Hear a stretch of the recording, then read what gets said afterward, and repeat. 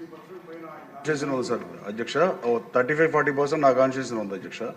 బుడమేరు ఎంక్రోచ్మెంట్లు దాదాపు రామరపాడు, ప్రసాదంపాడు, ఎనికేపాడు, నిడమనూరు వరకు చాలా స్థాయిలో ఆక్రమణలు ఉన్నాయి అధ్యక్ష. వాటిని తక్షణం తొలగించకపోతే మళ్ళీ వరదొత్తి ఇదే పరిస్థితి అధ్యక్ష.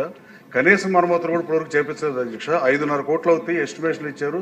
ఆ రోజు చేసిన పనులు కూడా బిల్లులు రాలేదు అధ్యక్ష. దయచేసి చూడమని మంత్రి గారిని కోరుతూ, అలాగే అధ్యక్ష సాగర్ కెనాల్ వాటర్ కూడా ఆయన చెప్పినట్టుగా 2,36,000 మంది రైతులు దాదాపు ఇంకో వారంలో నీళ్లు రాకపోతే వాళ్ళ పంట మొత్తం పోయే పరిస్థితి అధ్యక్ష.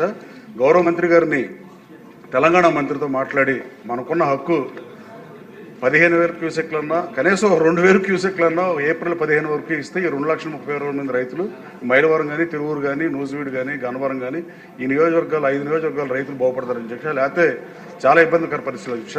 ఈ బుడమేరు దాని మీద అర్జెంటుగా ఈ చెరువులు పోడ్చిపోతే 1,20,00,000 ఒకటి అధ్యక్ష, ఒకటేమో 80 లక్షలు అధ్యక్ష. ఆ మినిమం కనుక చేయకపోతే మనం ఎలాంటి ఫ్లడ్ వచ్చినా మళ్ళీ సేమ్ స్టోరీ రిపీట్ అవుతుంది అధ్యక్ష. దయచేసి దాన్ని అడ్రస్ చేయాల్సిందిగా గౌరవ మంత్రి గారిని కోరుతున్నాను.